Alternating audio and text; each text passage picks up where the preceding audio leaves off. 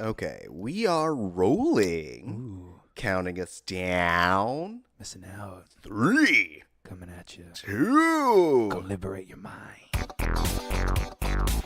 You're listening to Missing Out with Lex Michael and Tari J. Let's start the show. Hey guys, welcome back to Missing Out. I'm Tari J. I'm Lex Michael. And if this is your first time listening, what we do here is we introduce each other and you, the audience, to different media, whether it be music, television, movies, spoken word, books, experiences. We talk about how those things have built us as people. We hope it builds you.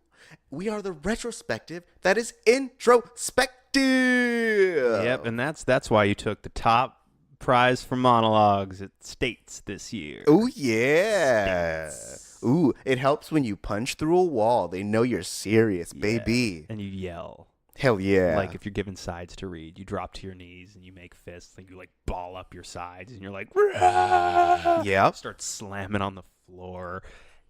And then you get up and you're like, thank you. And next, my dramatic monologue. Uh-huh. And they just start crying. Yeah. There's like a single tear on all of the judges' cheeks. Yeah. Last year, I won by I walked on stage and I just yelled Stella for about 10 minutes straight. I ran back and forth on the stage. I just kept yelling it. And eventually they were like, sir, we will give you the prize if you just leave. Yeah, no, I was there. I was one of the judges. Yeah. I was the one who suggested we just give you a prize so you go away. Right. Yeah, that was me. No. Thank you. I was not convinced you had read the whole play. No, just that line. Oh, man. This week, we are talking about the 2002 album by Disturbed. It was their sophomore album called Believe.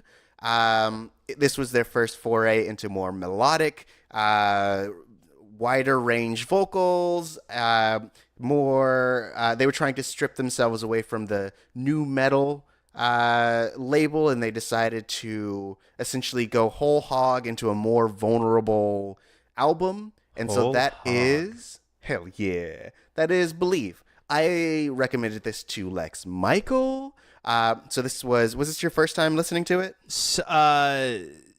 It was my first time through the entire album. Okay. When I was in high school, I went through not a Disturbed phase specifically, Yeah. but I went through a phase like I think many of us did. We were all so angst-ridden. Oh yeah. Where I was really into that type of music. Not like I never got into like Slipknot was big for a lot of people when I was in high school. I never really got into it. Not like I disliked it. I just feel like I missed that train completely. Right. So a lot of similar acts, I didn't necessarily go in that particular direction. But bands like Disturbed, a lot of bands that now, if I heard the song, I'd be like, oh, that one. But I don't know what they're called. They had like one or two songs and then sort of disappeared.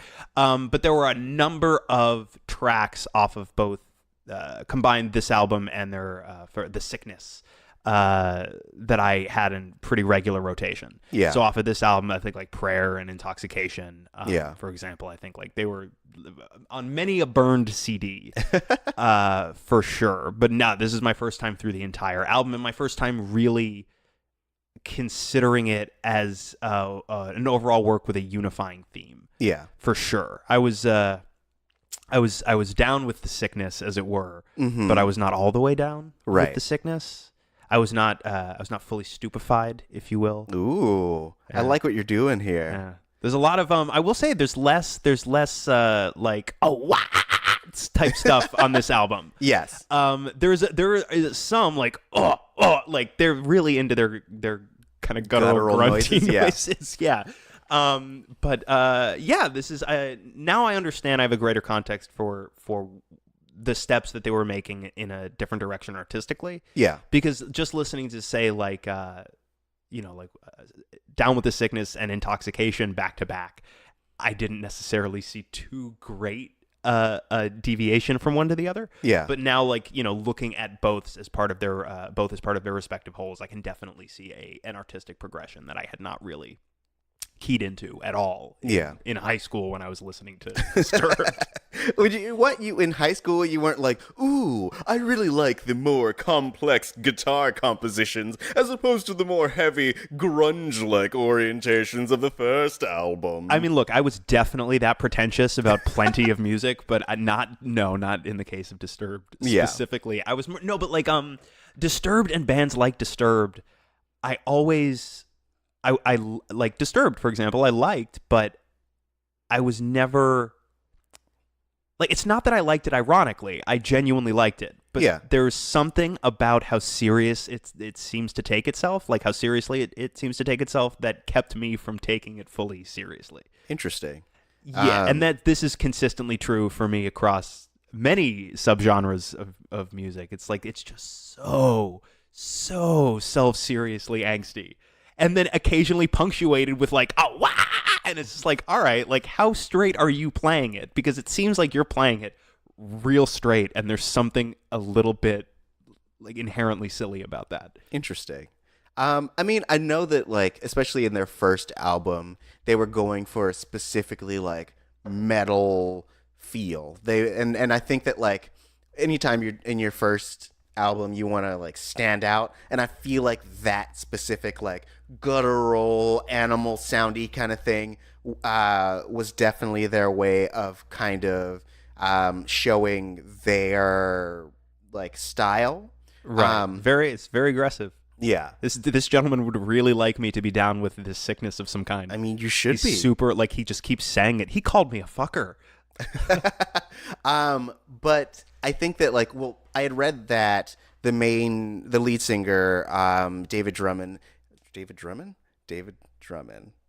Yep. Don Draper. David Drummond. The lead singer had gotten surgery on his throat, which essentially like opened up his vocal cords to different like his vocal range, which allowed him to both sing more melodically, but also during that time he had like lost a grandfather he was estranged from, and there's this crazy thing that happened called 9/11.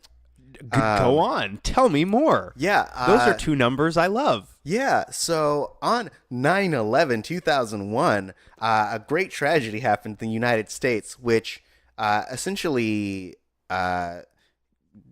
pushed him to do a more vulnerable album. Sure.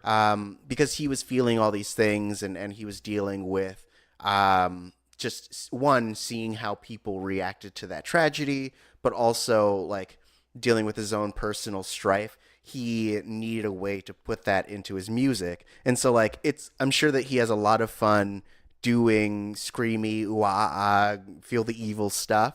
But I think that like this was his moment to kind of make his music his own, which like really shines in this album. Yeah, I mean, it definitely feels a great deal more personal than anything I remember off of the first album, which really, yeah, like you were saying, really by comparison feels very, very in your face. Yeah. Very, very, yes, very, very, very insistent that you get up, come on, get down with the sickness. Whereas, yeah, like this album, and don't get me wrong, I mean, it's very, there's still the kind of hard audaciousness to their sound. Yeah. But it feels like we're actually making a coherent statement with intention, with depth, with purpose. And you'll have to tell me, I guess, if you read some type of resolution into it, like you feel like he necessarily arrives at a specific conclusion about these things that he's grappling with. But for me, just watching or listening to him sort of grapple with these massive concepts, life and death and good and evil, and sort of where any of us sort of fit in on that spectrum. Yeah. And the toll it extracts from all of us, regardless of what side we attempt to align ourselves with. Like, that's fascinating. And I don't think we really even attempted that sort of loftiness on the first album. No, I think the first album was very much just them being like, yeah, angst is cool. But like and the idea of them tackling these more lofty ideas, like I think this album was the gateway for them feeling comfortable in doing so, because like in later albums they start getting into like politics and more religion and just how people are interacting. Like there's specifically like Bush related songs on the next album. Okay. Yeah. So it's really interesting. It is. So I'm looking right now. I'm just jumping onto my little music app because I'm looking at their discography. Yeah. And it's possible. Let me see. It is very possible. Yes, I actually think Believe would be the most recent stuff of theirs I've heard. I don't think I've heard anything that they have done since then. Oh, interesting. They definitely got some intense cover art going on. Who is this gentleman with the glowing eyes that seems to pop up on every album cover after that? He's on the covers of, let's see, 10,000 Fists, where he's hanging out with a bunch of friends. Mm-hmm. Looks like Indestructible, where he's walking out of some fire. Yeah. I guess the title maybe refers to this gentleman. Asylum, where he's just sort of wailing. Looks like he's upset about something. Maybe he's locked in an asylum and doesn't want to be. He's also on Immortalized, where it looks like maybe there's a giant structure that resembles him, which I guess tracks. And then they've got this album, which I guess is their most recent, is this year, called Evolution. But there's like a double helix thing going on the album cover. No gentleman with the glowing eyes to be found. But maybe it's his DNA. It could be. Yeah, maybe we're starting again. We're resplitting the atom, and we're reproducing this hooded, glowing eyes gentleman. So you know nothing about this person? There's the character has a name. I do not remember it at this moment. Jake. It is like, I believe on their first, on one of their albums, there's just like an errant smile and eyes, or at least it was like on one of their single covers. And this is kind of the character that is the face behind that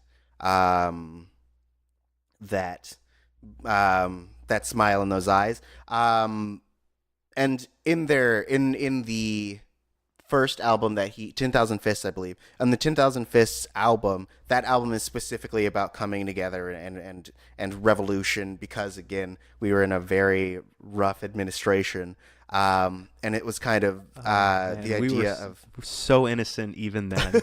We were so innocent and childlike even in 2005. Yeah, but it was about like 10,000 Fists rising up against. Oh, that makes sense. Yes, that's why he's on the cover with all of his buddies. Right. Well, I guess I'm just assuming it's a male. That's actually pretty un-PC of me. I mean, you see him shirtless, and it's man pecs. Oh, so all right.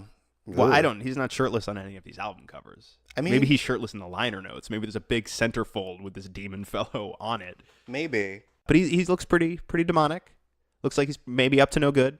But maybe he's maybe that's your prejudgment though, bro. But wait, like, is he like, maybe he was formerly villainous and now fights on the side of good? Like, maybe he's T2 Arnold instead of T1 Arnold. Spoilers for Terminator 2, I guess. I mean, if you haven't seen, I think it's like if you is down. Right. If you are over the age of 12 and you haven't seen it, you probably aren't going to. So right. Yeah. I mean, or maybe your first one was Genesis, and then at that point you're already spoiled. Oh my God, right. But no. So were there any standout tracks for you on this album? For me, honestly, maybe purely for nostalgia, the ones that stuck out to me were the ones that were constantly in rotation. Yeah. But what? I'm making disturbed sounds. Sounds like you're coughing up a hairball. Yeah, it does, doesn't it? Yes. That's what I'm saying. So there's a lot of and umming today. Yeah. There's a lot of it. You got to get, now you have to meticulously go through and cut out each and they every all stay. One. No, Lex Michael is human, just like the rest of us. Bullshit. Oh yeah, look how human he is. Shit. I scrape human. I'm like the smiley demon guy. I'm something subhuman. I'm in the world, but not of it. Got it. Yeah, I get you. I don't know what the fuck I'm talking about. No, I get it. Everyone gets it. It doesn't mean anything. Lex, like, just embrace who you are. No, I want to know about the demon are. guy. That's really all this is. I just want to know more about the demon guy. Google it. He doesn't He isn't in this album yet. I don't want to know He's not that badly. on this album. Like, we're talking about Believe. Speaking of album covers, though. Oh yeah, talk to me about what this symbol on the front is. So I mean, it's a big pentagram thing, but it's like pentagrams on pentagrams with some horns. Sort of. If you the lead singer described it as the symbol of belief. If you break it down, it is the Star of David, it is the pentagram, it is the crescent of Islam, and it is also the four corners cross of Christianity. Yeah, I'm seeing that here. Yeah, because the album itself is about belief. There are specific like Bible quotes in the album. What are you laughing at? I'm laughing because I'm looking at the symbol and hearing you explain it to me. And look, I get it. I totally get what he's going for here. And it does look, aesthetically, it looks pretty cool. But I'm loving the idea of him going, it's one symbol. That's every symbol. And just layering and sitting there at the computer and just click, click, click with the graphics program. And the other band members just standing in the back of the room going, he's completely lost his mind. And he's just layering religious icon over religious, just laughing maniacally. He's like, I've done it. Ah! That's what I'm sitting over here giggling over. Yeah, how did you know that's how it happened? That's the origin. Wow. When I make the Bohemian Rhapsody about Disturbed, that's gonna be the 20. That's gonna be the Live Aid sequence. It's just gonna be 20 minutes of me recreating faithfully the moment where he just cracked and started layering symbol over symbol over symbol. Right. And then he puts a hood on, and his eyes start glowing, and he smiles real big, and you're that's like, the secret it's origin, been him the whole time. So wait. Okay, since we're talking about album covers, and since clearly you have a greater knowledge base of Disturbed than I do, can you explain to me what the album cover for The Sickness is? It's a face, and then it's folding in on itself. What don't you understand about it? But it looks like it's being birthed. I mean, it could be. It could so. Will we ever know? Do you think they know? Do you think they just found this photograph in a lockbox in a dingy basement? While they were touring as a small before they got signed, they just or an old club, they go to this weird seedy club to play in the middle of nowhere, and they're walking around. It's is this the green room? And they find this old lockbox covered in cobwebs and shit, and in it they find a ton of photos, and this is the one they picked for the album cover. Yeah. And that's where they meet the demon fellow. They found drawings of him or something. Really old, kind of tattered. The edges look like maybe they were burned or something. Mm-hmm. And this is of that guy. And they're like, well, that's pretty metal. Yeah. It's like the hooded guy is the Slender Man. You hear rumors, and then you just keep seeing him. The only way that they can escape him is to put him on their album covers, and that's the only way to get him off their back. It's like Wes Craven's New Nightmare. It's if you don't Freddy Krueger is basically this embodiment of evil, right? And the only way to keep him contained is basically keep making the movies, and so he's contained to the movies. Because if you go too long without sort of trapping him in that way, he'll basically escape to wreak havoc on your dreams and your life, et cetera, et cetera, et cetera. So it's like that. Yeah. It's the Disturbed is living the plot of Wes Craven's New Nightmare. Mm-hmm. Which is crazy because the last album doesn't have the guy on there. Do you think he's now in the world? My headcanon is now he has escaped. Yeah. And the DNA is them trying to genetically engineer something powerful enough to stop him. Ooh. And they have, maybe it is a little bit of his DNA. Yeah. And they're trying to use his DNA to create something even more deadly and powerful. Right. If you're trying to penetrate the strongest material, you need a little bit of that material to do it. And your fisting shirt. Exactly. Yeah. How else are you going to get through unless you wear your fisting shirt and you pound it through? Ooh. What? Ooh. We're talking about the hardest material. You have to take that material and pound it against.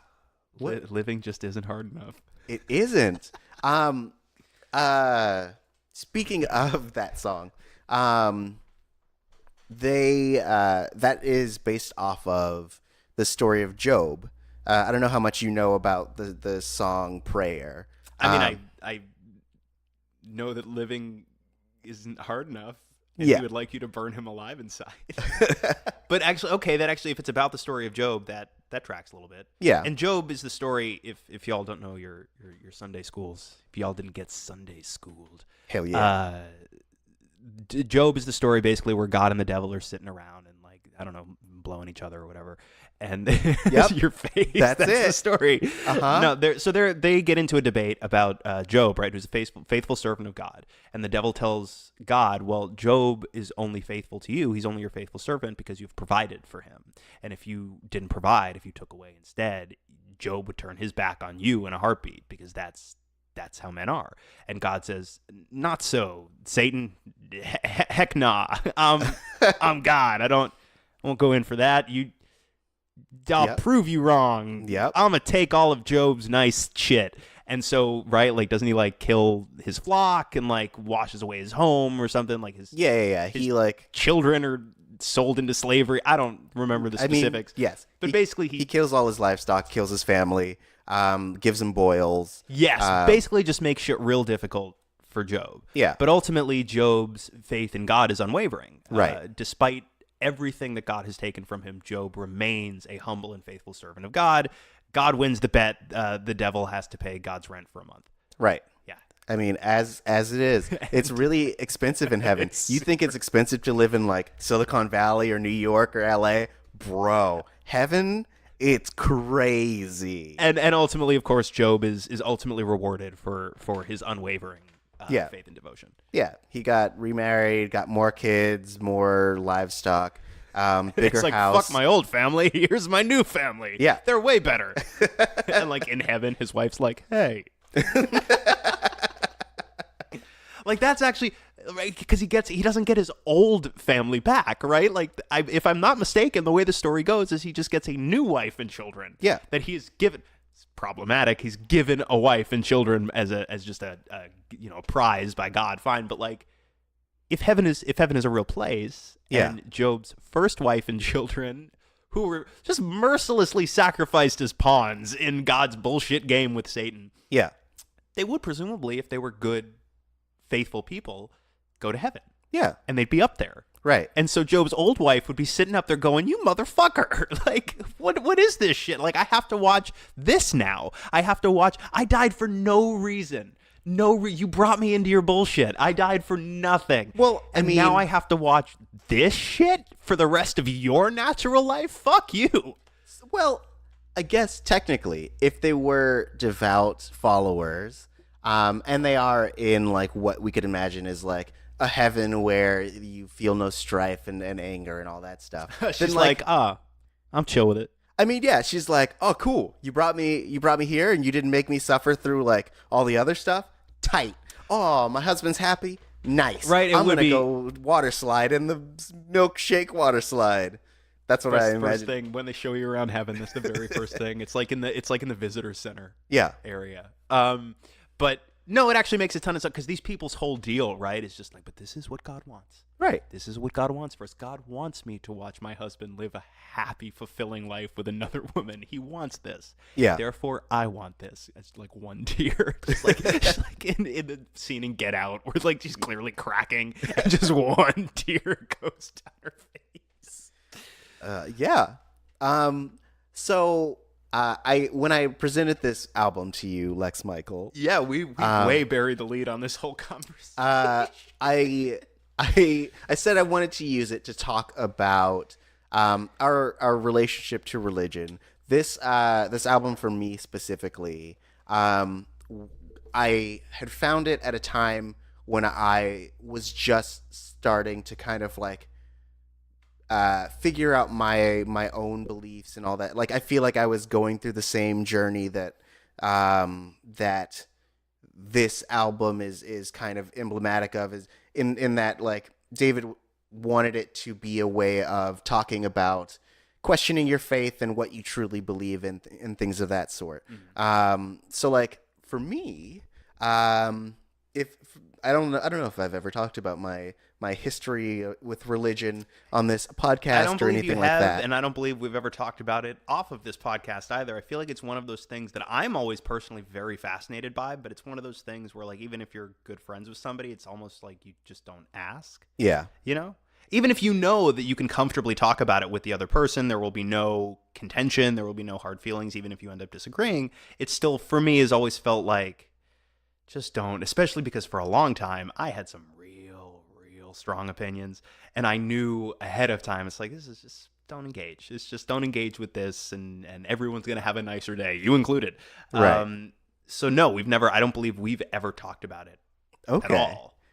Yeah. And like, I want to preface this by being like, these are about our personal journeys and like what we believe and all that stuff. So like, And not for nothing, like, I have chilled way out. Like, I still believe what I believe, but Yeah. I've chilled way out in terms of how I approach expressing it. right. Same. So like, I specifically grew up in a very like religious family. Like my grandma owned a church, and we would go there every Sunday. Really? Yeah. Where?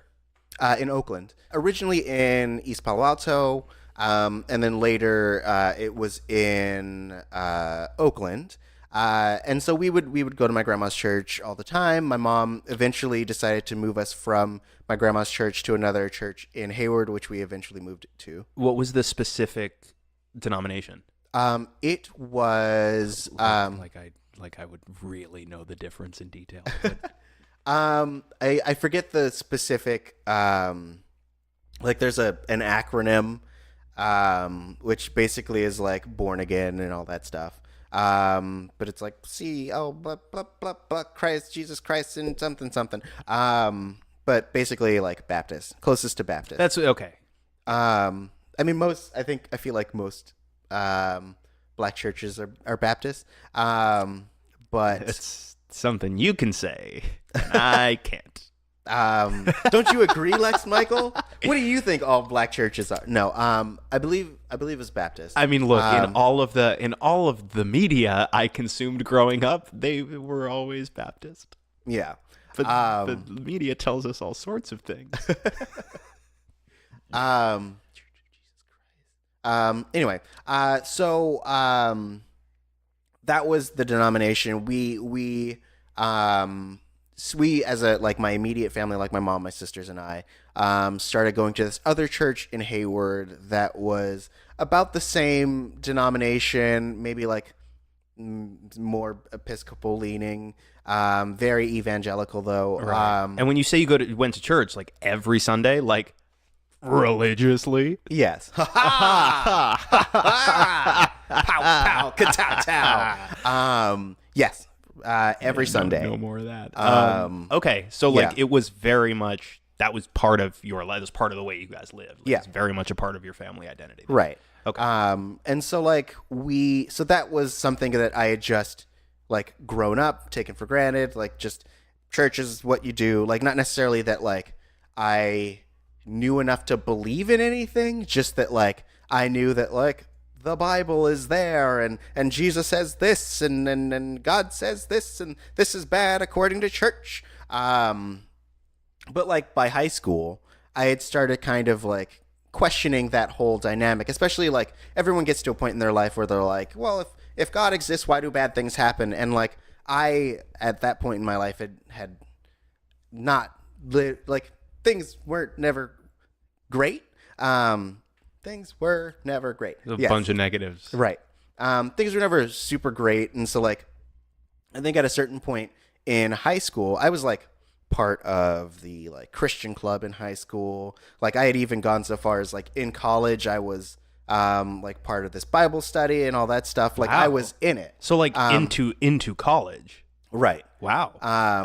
Yeah, we've not talked about this. I did not know this about you. Yeah. I would like, I dove quite deep, mostly because it was part of like my upbringing, but it was also like a piece of like myself, and that like I had always grown up as a pretty like I don't know how how to describe it, but like I was always like into following rules, and this was like the rule system that I had set forth before me. Right, and if it was introduced into your world from a very, very young age, it's like at a certain point, it's like, yeah, this is just part of who I am. This is part of the way I've lived my life. That all tracks. Yeah. But like at a certain point, like I had grown up, and I was like, I felt like it wasn't necessarily something I believed in because it was like something I had chosen for myself, and like so I had essentially started kind of trying to find my own way, and like at a certain like once you become a teenager, I think that like you start to realize that a lot of religious teachings are more shame based than anything, or at least that's how I felt. Mm-hmm. And so I felt like I was getting more shame than I was like the good side of religion. Right, like the supposed loving, supportive, embracing aspect. Right. Yeah. Which I didn't like. I didn't enjoy that. And so like around my like freshman year of college was when I decided to kind of take a turn, and I decided to just embrace the devil. Hell yeah. I was like, I'm going to let the darkness in. No, I decided. Is that when you tattooed the 666 on your forehead? Yeah. I never wanted to ask about that either. Well, I mean, I wondered why you didn't ask. It's really like the best conversation starter. It's there to be commented on. Yeah, exactly. No, I just decided that I would set aside the religious aspect and like the Bible study part of me, and I would continue to live by like, you know, I wouldn't murder anyone, or I wouldn't steal, or I wouldn't do these things, but like I think there are plenty of good reasons not to do those things that right. aren't faith-based. But like I think that was something I had to learn at some point, was to try to separate the idea of what is moral versus what is deemed good by religious standards. That is something I've always found incredibly freaky about religion. Yeah. Because that gets, not in every case, certainly, of course, I don't think, like you said at the beginning of this particular part of the conversation, we're talking about our personal experiences. Yeah. I'm not trying to make any broad generalizations about religious people as a whole, because they come in all shapes, sizes, backgrounds, quality of character. Yeah. In a lot of cases, that line gets blurred. Like you lose, or maybe you never develop, a sense of morality that isn't directly tethered to scripture. Right. And I've always found that super creepy. I mean, like, sorry, that sounds really judgmental, and I don't mean it to sound judgy. I know it does, and I don't necessarily mean it that way. I mean, for me personally, yeah, I have always, not like you're a creepy person. It's just like I always found that just kind of be an unsettling thought. I don't know if that. Well, I don't know if that makes sense in a way that doesn't come off super judgy, because like I don't intend it to. Right. I think what I hear when you say that is that like it feels slightly devoid of, and when I use the word devoid, I also am like not meaning it. We'll hyper qualify over and over and over. Right. In case you're just tuning in, we don't hate you. No, I mean, but I get from from a certain perspective, it feels like if you are drawing all of your sense of morality from like this pre-written book, then it doesn't leave a lot of room for individual thought, because essentially you are going, this is what this says, and so that is the way that I live my life, and it kind of gives you from the outside a disconnect between like, well, maybe you as an individual might believe something different if not for the existence of this rule book. Right. And I find myself wondering, well, is this book the only thing keeping you from murdering people, say? Like, if this book wasn't there, right, would you murder people? Because for me, I'm not, if you haven't pieced this together yet, I am not a person of faith myself. Well, I do believe in certain things, but I'm not a person of specific religious faith. Right. I'll put it that way. But for me personally, I don't need a rule book telling me not to kill people. I mean, first, laws exist, but secondly, empathy exists. like the biggest reason I guess the biggest reason anyone doesn't kill anybody else is because we don't want to go to prison for the rest of our lives, sure. But I think not even a secondary, I think just as compelling a reason is a sense of empathy. Is like, I even if I'm really furiously angry at somebody, even if I want to curse their name, even if in a moment of weakness I say, like, you know, in like private to myself, just like, oh, I wish that person would just die, whatever. We all have those moments. Yeah. I don't believe myself capable of that act. Maybe in self-defense scenarios it would be different. Yeah. But I don't believe myself capable of that act because I can empathize with the other person as another person. Yeah. And I'm not saying that people of faith can't or wouldn't, but my mind starts going down these rabbit holes about like, but like if you're putting all of your stock in that, right. and that is more than the laws of man, the perceived laws of God, if those were absent, what would guide your moral compass? Well, I mean, I think that you can't like assume that someone will like minus the rules of the Bible go and on like a murdering spree. I don't assume that. No, I'm qualifying. Right. I mean, I think that like, especially having existed in the like spiritual space for so long, I feel like it's really like I almost sometimes envy the idea of being so like, because life is hard.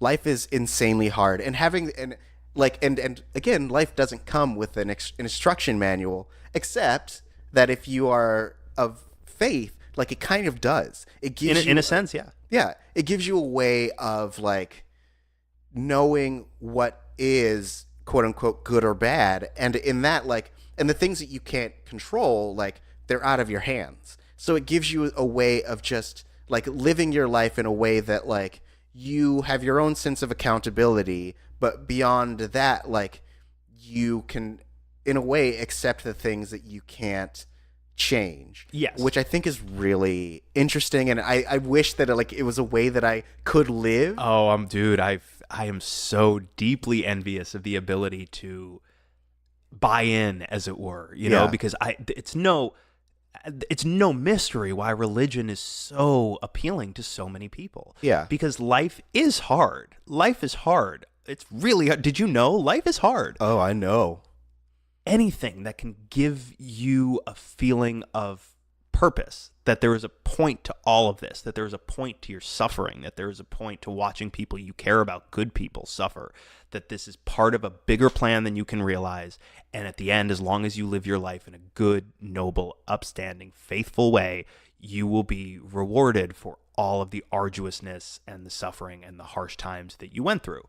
Yeah. What the fuck could be more appealing than that? What the fuck could be more appealing than the promised upsides of faith, eternal happiness in the afterlife? Yeah. What could be more appealing than that? And I totally understand why so many people need something like that to cling to. I get it, and I hope that part doesn't sound super judgy, because nothing on earth makes more sense to me than that. Yeah. It's kind of hard sometimes to not have a specific faith that you feel you can buy into fully, because what is the purpose of all of this? We don't know. There might be one, there might not be one. Yeah. But the idea that after this there is nothing that we can, and we could talk a little bit about how like I do believe there is stuff that occurs after we die. I just don't think it's stuff as described in any major religion. Yeah. But the idea that it's either nothing or something that is so far beyond our capacity to understand in this life that it may as well be nothing for all our brains can conceptualize. Yeah. That's a big, pretty horrifying thing to try and come to grips with. Yeah. Absent some type of faith, because some type of faith promises you something that is loving and warm and eternally good. Yeah. And something that, as described, like it bears at least some resemblance to existence as we understand it. Yeah. Which, by the way, for me is one of the bigger hurdles into fully buying in specifically the concept of heaven. But yeah, I guess I get it. Is my point. My Right. ultimate point is a very long-winded way to contextualize what I'm saying. But yeah, I completely understand. And I do too feel a little bit envious of it. But I was never able to, before I was old enough to start like rejecting the idea entirely. Yeah. And like I said, I've chilled out a great deal. But before I was even old enough, like my mom at different points would kind of get into church and would get into faith. And I think it kind of helped her in the way that we were just talking about. It just kind of gave her something that she felt like, you know, the sense of community and, you know, the kind of warmth and being able to share something and kind of the security blanket aspect of it. You know, because my mom had kind of a rough upbringing. So like I get very much why something like that would be so appealing to her. Yeah. And then later in life, her dad and my grandparents, like they got very into like before my grandfather passed away, they got very into going to church. Like they'd go to Baptist church when they were living in North Carolina. They'd go every week. They were good friends with the pastor. But when I was younger, like when I was really young, I still have memories of my mom would go to church sometimes and would kind of drop me off at the like kids Sunday school. Yeah. And, you know, we'd color in little pictures of Jesus doing nice things. And, you know, we get the little kind of kids book version of like, and then Jesus made more fish, you know, so like it was all there. It was all around. And I remember like that church would do like for the kids, they do like kind of like, you know, faith themed shows with like puppets and different characters and things like on a stage, like kind of cool, like not like just in a corner of a little room somewhere, like kind of relatively elaborate stuff. And I remember like it was fun. I didn't hate being there, but at no point, even when I was really young, at no point did it occur to me for longer than about a second that all of this might be real the way that it was being described. It just didn't occur to me. I was like, there were moments where I was like, oh, this is fun. Like, this is fun stories. And like, we get to be a part of like the stories a little bit and we get to, but I realized as I got a little bit older, it was the same as like, I don't know, when I was every so often when I was a little kid, like Sesame Street Live would come through town and like my grandparents would take me. Yeah. It was kind of the same part of my brain. It's like, oh, we get to pretend that this stuff is real. Yeah. It was the same part of my brain that was being activated when I was in Sunday school. Okay. And I was not openly dismissive. I was totally content to be there. I didn't hate it, but it was the same part of my brain. It felt more like, oh, we're all playing. And this was, but again, too, like I was in a very kind of relaxed, permissive, more fun, like there was not a hint of fire and brimstone, you know, like it was the most pleasant, nice, fun, kind of kid-friendly version of it. So I wasn't exposed to a lot of the ugliness that religion has offered us until later, and that's when I really started to reject the concept entirely. Again, I've chilled out. My feelings on it have become, I still have pretty strong opinions about certain things, but my opinions have become a great deal more nuanced in the past decade or so. But yeah, I never bought in. I never did. I didn't wholly reject it, but I never, even as a little kid, it just didn't occur to me that this was real. And then I got older and I got mad. Yeah. I got pretty mad. Was there a specific incident that created the tipping point, or was it just as you got older you started thinking about it more and it essentially crystallized into anger? It's probably a combination. Okay. I mean, honestly, I remember, and I think I was kind of starting to get here on my own before this, but I remember I was 14 when my uncle died, and it was my mom's brother, and I was very close with him. Yeah. He lived in Virginia, and I'd only get to see him a couple of times a year, like for holidays and stuff. But like he was he was like everybody's kind of favorite person. He was like my mom's closest sibling. He was the person that she would always go to when she needed somebody to lean on, and like we were very close. Yeah. And it was a big hit when we lost him. Like that was the point at which like Christmas stopped meaning anything to me. Because like what made Christmas the most fun for me is like this is when like Uncle Rick would come and like we get to spend time with him. I get to see him. He would stay with us, and like I get to spend time with like my favorite member of my family. And when he died, like the holidays just kind of didn't mean as much. Yeah. When he died, Um, I guess the services, the services were in Florida. He was living in Virginia, but like, you know, I wasn't part of this decision making process, but they wanted him to kind of be buried with like the family and, you know, like just to be back home. The person they got to sort of officiate was one of their friends, a Baptist pastor from their church, or one of their churches. Yeah. And the gist of what the pastor was saying the whole time, this guy that didn't know him, the gist of it was basically, well, I don't know what kind of man he was, but you know, I hope he was a good man and he lived his life a certain way so that he could have gotten into heaven, blah, blah, blah, blah, blah. Yeah. And I remember at 14 being so angry. Mm-hmm. Like, how dare you? How dare you bring this in here? We just lost one of the best people to this day. What? How old am I? Like 20 over, almost, no, not 20. I can't do math. 15 years later, a little under 15 years later. Yeah. I still haven't met a better man than that man was. Yeah.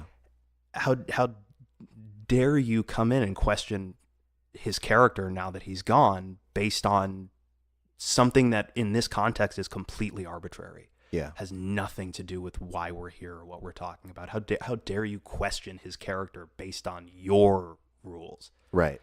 I got mad, dude. Like, I got really angry, and I was really angry for a long time. Yeah. About that. So to go back to answer your question, it was a combination. It was me thinking about it on my own, and then it was stuff like that. Yeah. That just every once in a while, something like that would happen. It would just give me a big old shove. Mm-hmm. Does that make sense? Does it make sense the way I just told that story, that it might peeve me a little bit? No, I get that. Like at my grandfather's funeral last year, the guy who was doing the like pastoral stuff like did something similar, and I like my sister and I were talking about it because he essentially was like, and it's insane because he knew my grandpa. Like he took over the church once my grandpa got too old to like do sermons and stuff. And instead of being like, John was amazing, John was so cool, he was just like, you know, I mean, he's gone, and if you don't, we're all gonna die at some point, and if you're not doing what you're supposed to do, like, you'll end up in the wrong place, and you don't want to do that, so you better get saved. And it's like, look, sir, we are here to celebrate this man's life, not try to convert people. Like, that's not the context in which we are here and gathering. We're trying to mourn someone, not like be shamed or pressured into changing our own belief system. So like, I get that. And I get that, like, I think that the evangelism aspect, or the conversion pieces of religion are the worst parts. Oh, that stuff's just ugly. I mean, it's ugly. Like, honestly, you can find them. I want to look up the hashtag. There's somebody on Twitter that I just recently started following, was basically like, his kind of mission statement for a minute was basically shining a light on all of the really, like, what is the most, in hindsight, the most crazy, shitty, abusive thing that was forced upon you in the name of, you know, religion. Like, the different kind of, often very subtle but deeply abusive behaviors, yeah, that are direct byproducts of people's faith. Right. And part of what that entails too, like a lot of that is kind of what you're describing, is like the conversion stuff, and basically like punishing somebody on a very personal, sometimes physical level, yeah, for not adhering to the faith in quote unquote the right way. And that's obviously, again, I don't want to make any generalizations, because especially, you know, in the decades since I became really, really angry about this stuff, I've met far more people of faith, a far greater variety of personalities and types, and people of incredibly strong character. Some of the most intelligent people I've ever met are people of faith. But you can't ignore that there are so many ways in which it's been turned into something really ugly. Yeah. And I don't think anybody should get to ignore that, especially since it is something that is still so pervasive as a controlling force in our society even now. Yeah. The people that are the religious folks of all faiths that are making the news, unfortunately, the ones that have the most sway now, they're not really thinking about the best interests of all people. Right. I guess is the most simple and kind way I can put that. Yeah. I think that like over the centuries of religious practice, there have definitely been ways that the core ideas of a religion are like empathy and love for fellow man, but like the doctrine around it has been somewhat perverted to serve people's needs in different ways. I really liked an old friend of, well, we're still friends, a friend of mine, Annie Keller, who I went to college with. Her church and her Bible study was probably one of the best ones I'd ever attended, in that like they took the time to not take the scripture as law, but like they did intensives in which they would integrate the idea of like the historical context and things of that sort, because like and we're speaking specifically about like Western religion, like Eastern religion is a lot different, and they're different like things that are like not necessarily worshipped but like believed and things of that sort. By the way, sidebar, I have a very relatively a very easy time with Eastern philosophies. I don't subscribe to any religion, Eastern or Western. Yeah. But I have a much easier time with Eastern philosophy than with Western religious philosophy. Yeah, I think that there's a lot more baggage with Western philosophy, because we've had so many like I guess I can't not use the term religious wars in the past, and like you've had the Inquisitions and things of that sort. So it's like we've gotten examples. Who historically like really aren't doing too much violent shit to anybody else? Buddhists. Yeah. I mean, because the whole thing is like, hey, let's just like all live on this world and do good. We don't even eat animals and stuff. See, and like I don't consider myself a Buddhist, but I can kind of get behind that. Right. Well, I think it's because it is a list of not like concrete rules, but a guideline of beliefs that have been passed down from generation to generations. I think that like the hardest part about like organized religion is that like these are a collection. It over time became a collection of rules and regulations about how do you live your life that are inflexible, that are essentially interpreted by individuals and not the divine. And those beliefs are then handed whole hog to another group of people, right, who then interpret it their way, and then they introduce their own bias or their own beliefs into it, and then give it to another and group. Not for nothing, as they're passing this text around through both time and space, it's being translated and retranslated and untranslated and translated again. Eventually the literal text of the thing will change somewhat. Yeah. Because like in its purest version, and I've said this also about like the purest version of like, let's say, communism. In its purest version, like it's a great idea. It's essentially like, equality and treating your fellow man and not coveting what they want, not murdering them, not stealing, not like Isn't it lying, incredible and all these how things. though it's incredible how on a long enough timeline every beautiful perfect thing is destroyed when you introduce human nature? Yes. I mean, because you're right, on paper, just like communism.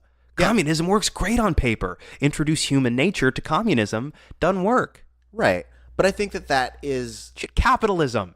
Capitalism works great in theory on paper. Yeah. Introduce human nature to capitalism, we get where we are now. But yes, and it's weird because the purpose of like religion is to like help shape human nature, but like human nature will always find a way to. But like I think that goes back to the inflexibility of the rules. Like it's more that like we should take these philosophies and find a way to keep them relevant in our own lives, or like find a way to adapt them as we grow. Right. Like this, we're not living by the same rules we did 2,000 years ago. And so like being able to kind of take these philosophies and bring not necessarily like cherry pick, but like take the parts that you agree with and let them like resonate with you. Sure. And then just like There is something a little bit intellectually dishonest about that, though. I've always felt the cherry. And by the way, there's a lot of really ugly stuff in that book, so I'm glad that most modern people of faith do not adhere to every word in it. right. But in theory, the faith is based on the whole book, not just parts of it. So to me, that has always felt, and again, I'll reiterate, I'm glad this is the case. Yeah. But it's always felt a little bit intellectually dishonest to me. Interesting.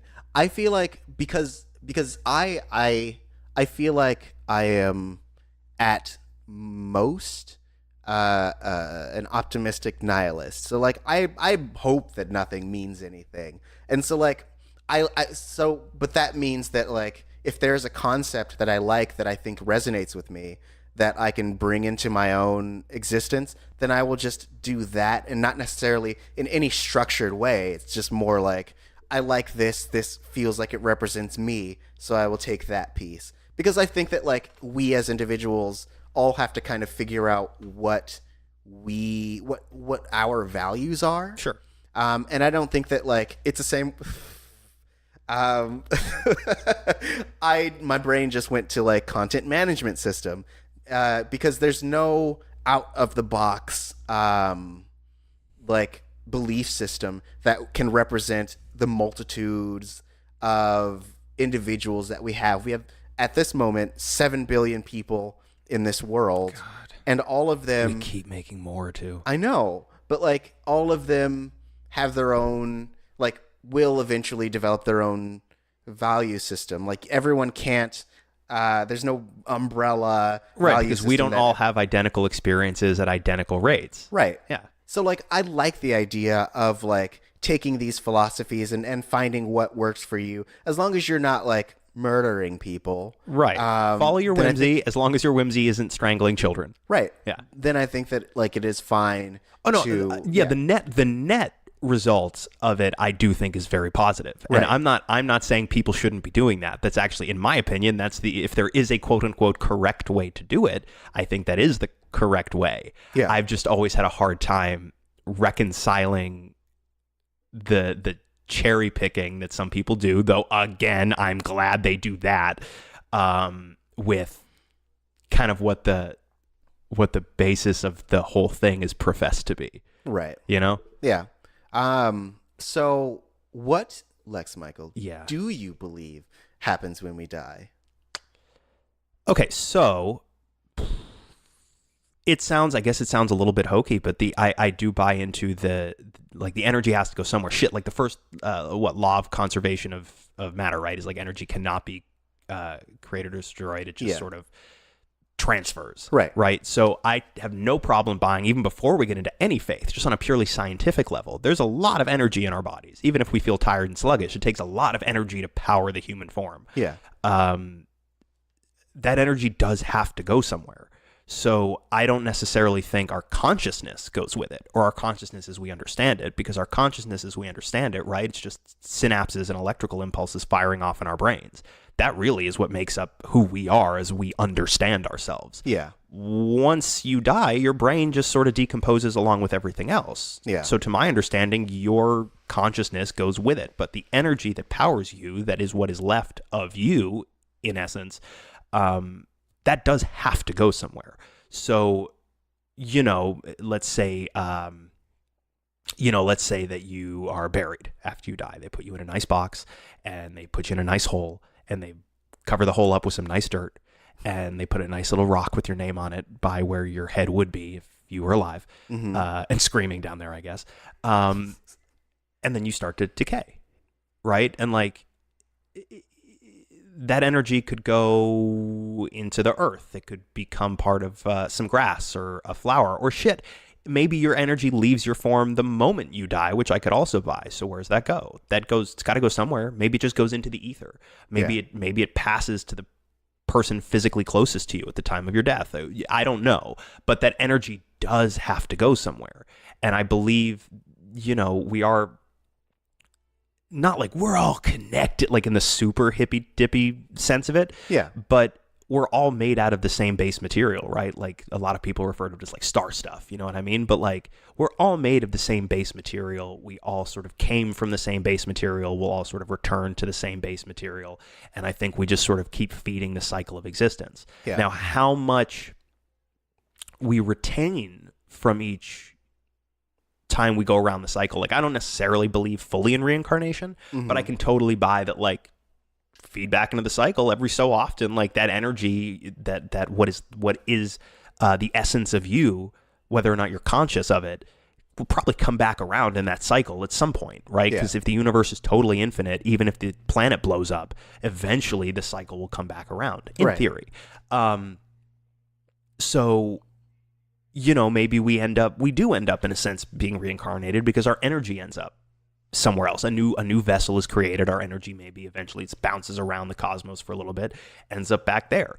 But it's also possible, it really is, like I can't say it isn't, nobody can say it isn't possible, I guess, that we die and our bodies decay or are, cremated, whatever. But we do retain some form of consciousness. It's just such a higher level of consciousness than what we were, in these earthly vessels.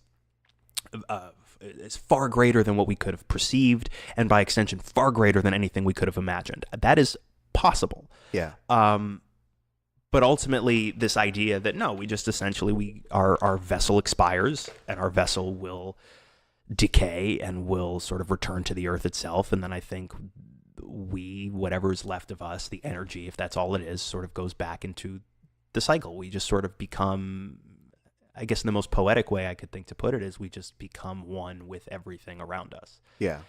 Until maybe one day our energy finds its way back into another living vessel. Interesting. And that's honestly, that's as close as I can come to saying, like, I believe this. And I don't know. Like, my most firmly held belief about what happens after we die is that I don't know and you don't know either. Yeah. So here's what I can wrap my head around. I have a hard time based on the number of contradictions in every faith. Yeah. I have a very hard time believing that it is anything like what is described. If only because what is described, right? Like earlier, it kind of came up in a more jokey way when we were talking about Job, I think. Yeah. But the way heaven is described, it's described in a way that makes it feel sort of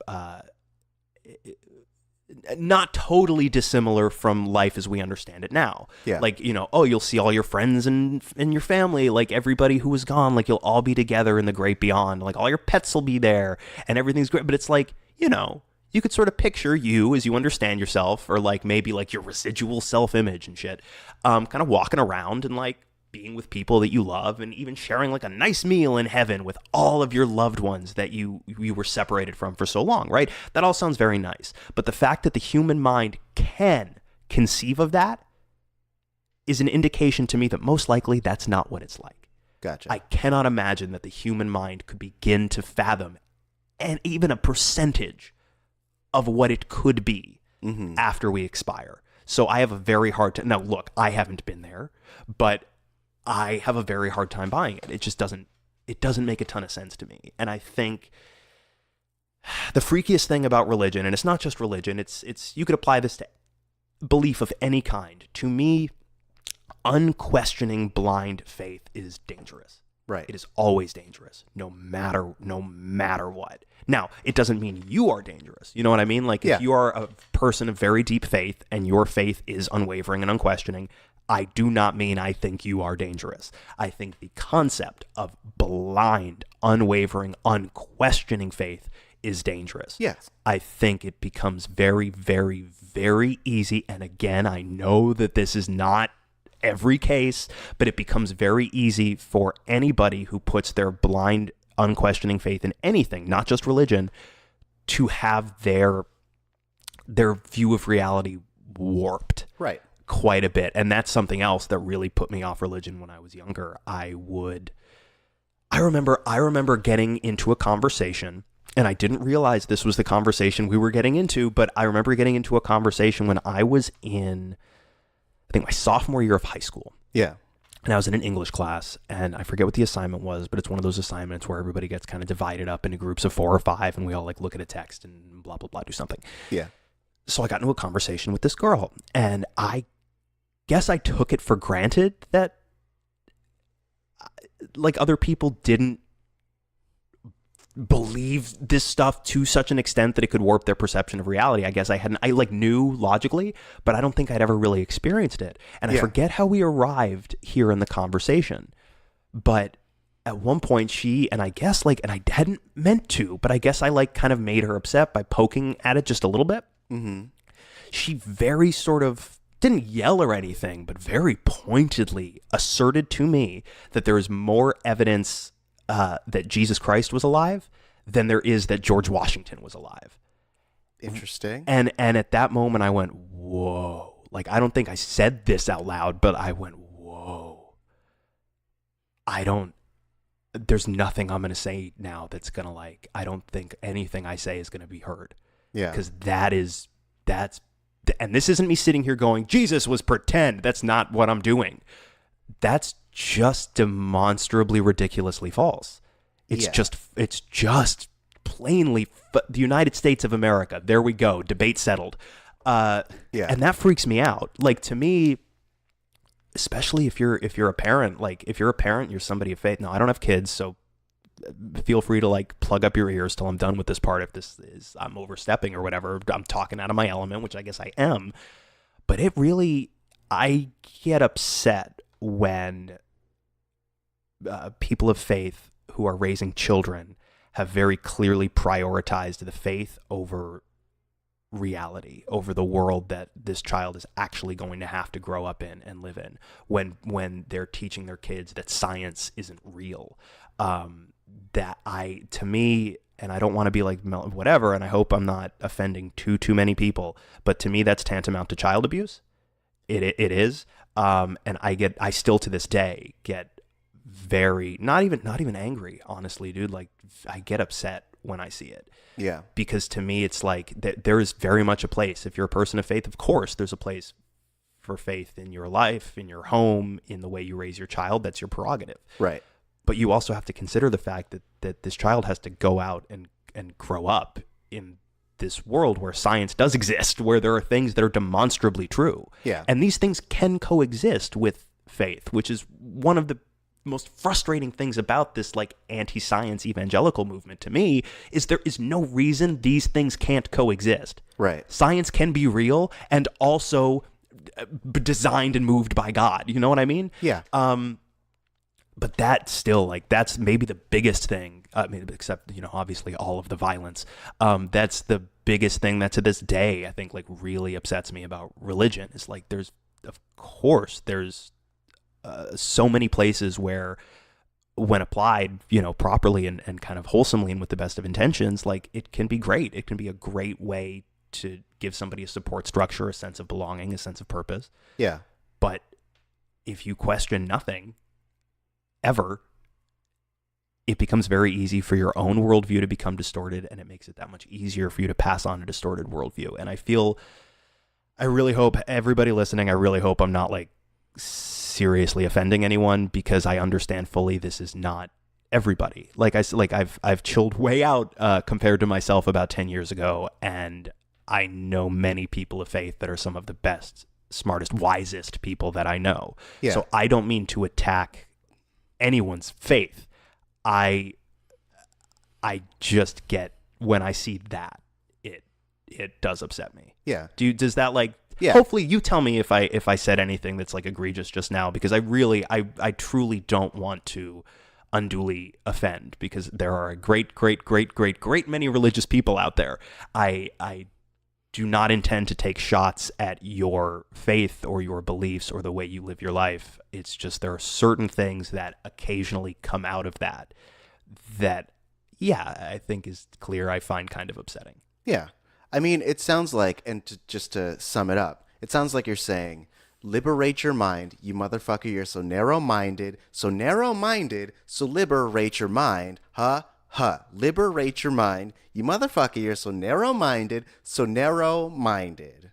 Something like that. Yeah. I mean, I don't recall calling them motherfuckers, but well, you said something like they're waiting for their modern messiah to take away all the hatred and darkness that what's happening? I mean, I was more going for tell me you like it, tell me you want it, you're mine, and I don't need another one. Got it. Yeah. Well, I mean, I command you to rise. Turn away from that dark in your eyes. Oh, wow. So that all, I don't, it's obviously a very tricky thing to talk about. Yeah. And I am deeply fascinated by theology. Yeah. I mean, even just the Bible as a piece of literature is a fascinating. I mean, like I'm sure if you do have any faith at all, you don't need to be told this. Right. But it's a fascinating book. Obviously, it is such a major force in world history.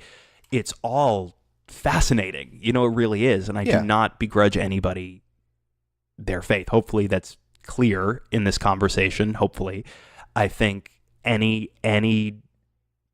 devotion that is that aggressive and unwavering to anything, religion or otherwise, you know what I mean? Like, I love comic books, but if that was the entire prism through which I came to understand reality, that's probably not super healthy. Yeah. Well, it's interesting, not to like send us on another thing, but there's been there's like a current movement, kind of trying to distinguish the way that we process relationships and love, because a lot of it has been built and created, or like our schemas have been based on like the media that we consume. And like love looks like this, or like relationships look like this, or friendship looks like this, right? Or so like there's going to be a special moment in your life where suddenly, like, it's the inciting incident, you're on your hero's journey and shit. Right. And so it's kind of like the most practical example of that, where like we have been not necessarily programmed. It's been more of a passive programming, in that like it is our majorative exposure to that, beyond like whatever we see with our parents. And so it's the only example that we have. And because we're all now, of course, there's so much media everywhere that like you could have 10 people in a room and then maybe none of them have seen the same stuff. But for the longest time, there was less stuff out there. So we were all kind of sharing in a relatively small number of media experiences. Right. So we were all sort of being, whether it was intentional or not, I don't think it was actually that intentional, but over time, we were all in effect sort of being collectively brainwashed into thinking like it does look like this. Right. And I think I don't think there was any sinister intention. I think it's, these are stories and this is an effective way to tell stories, et cetera, et cetera. But over time, I think the collective effect societally is like, no, we all, even if we're not conscious of it fully, we're all on some level conditioned to think like, relationships especially. Mm-hmm.